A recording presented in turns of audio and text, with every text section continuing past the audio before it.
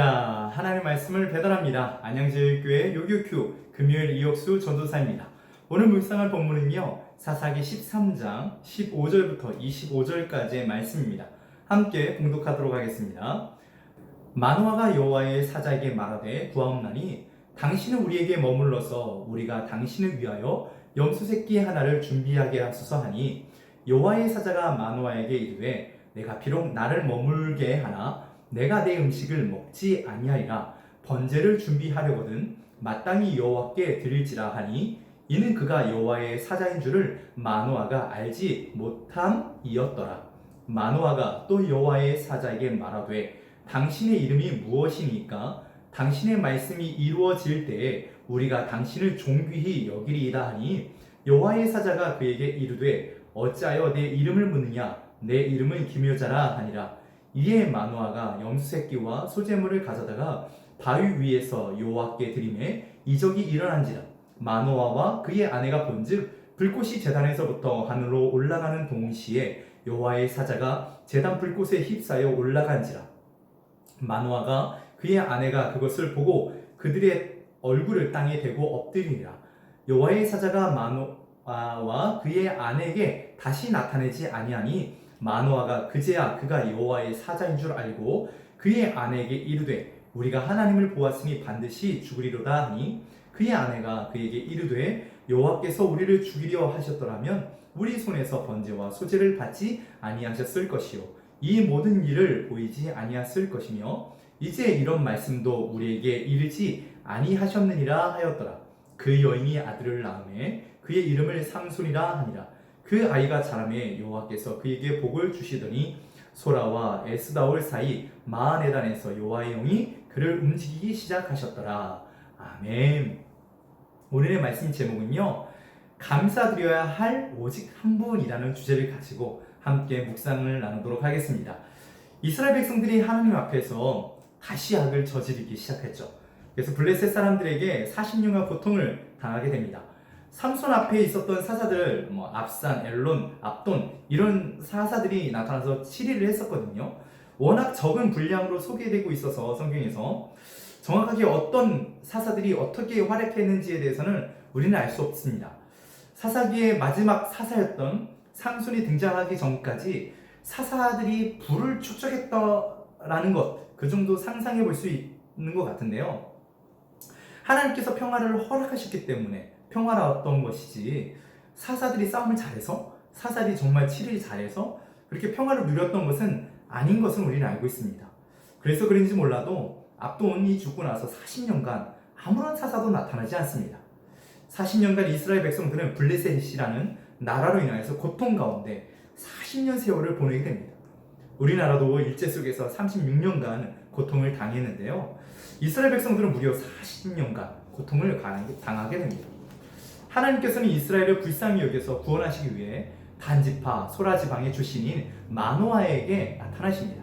하나님 직접 나타나신 것이 아니라 천사를 보내시죠. 마노아에게 아이가 없었습니다. 하나님께서 임신하지 못하던 마노아의 아내에게 천사를 보내요. 아내에게 이렇게 얘기합니다. 아이를 가지게 될 것이다. 이렇게 이야기를 전해지고 나는데 그 조건이 있었습니다. 하지만 단 조건이 있다. 그것은 하나님께 드리는 자의 뜻이 담긴 나실인으로 키워야 한다는 것이었습니다. 그렇게 마노아는 믿음으로 받아들이고 이 소식을 전하는 자가 누군지는 잘 알지 못하는 상태에서 선지자 정도 아마 생각을 했던 것 같습니다.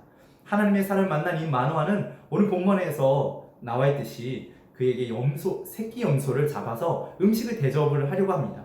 하지만 사람의 모습으로 나타난 그 천사는 나에게 주는 음식은 내가 먹지 않겠다라고 이야기합니다. 나에게 주지 말고 이 일을 행하신 하나님께 제사를 드려라 라고 말씀하시고 있습니다. 이 천사는 분명히 이야기하고 있습니다. 나는 이 소식을 전하는 자지 내가 이것을 복을 받을 자는 아니다 라고 여기서 이 복을 허락하신 하나님을 소개하고 있는 것입니다. 마노아는 자신에게 아이를 준다고 이야기한 하나님 천사에게 너무 고마운 소식을 전해주신 이 분에게 이름을 알고 싶었던 것입니다. 그래서 또 천사에게 이름을 물어봅니다. 이름이 무엇입니까? 또 천사는 이렇게 얘기하죠. 내게 이름을 묻는 것이 왜 그러냐? 내 이름은 비밀이다 이야기하면서 거부합니다. 할 수 없이 마노아는 서둘러 아들을 주실 하나님께 믿음으로 제물을 바치고 제사를 드리는 과정 가운데 신기한 체험을 하게 됩니다. 그것은 바로 제사 드리는 제단에서 불이 솟아 오르자마자 그 옆에 있던 하늘 천사님과 함께 하늘로 올라가는 것을 경험하게 된 거죠. 마노아는 하나님을 봤다고 생각해서 내가 하나님을 대하면 반드시 죽으리라 했던 말씀이 생각났던 것 같습니다. 그래서 내가 죽게 될 것이다 라고 이야기할 때 마노아의 아내가 하나님께서 벌써 죽이려고 했다면 벌써 죽였을 것이다. 하지만 좋은 소식을 하고 제물을 받아주신 이 예배를 받아주심으로 통하여서 상하지 않게 될 것이다 라고 이야기를 하죠. 마노아를 안심시키게 됩니다. 마노아가 이제 25절 마노아를 통해서 이제 삼손이 이렇게 있었던 게 짧게 나오죠. 20절 하나님의 영이 그를 움직이기 시작했더라라는 것에서 오늘 말씀이 잎달락 되어집니다. 오늘 본문을 통해서 저는 한 2가지 정도를 집중해서 생각을 했습니다.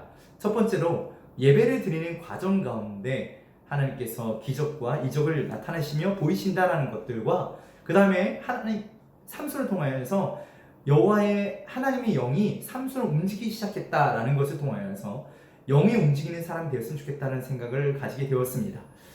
우리는 하나님과의 교제인 예배를 통해서 하나님의 기적이 일어남을 성경을 통해서 또 주변을 통해서 예배를 통하여 나에게 이렇게 역사하셨다는 것을 많이 보고 많이 체험을 하고 이야기를 합니다.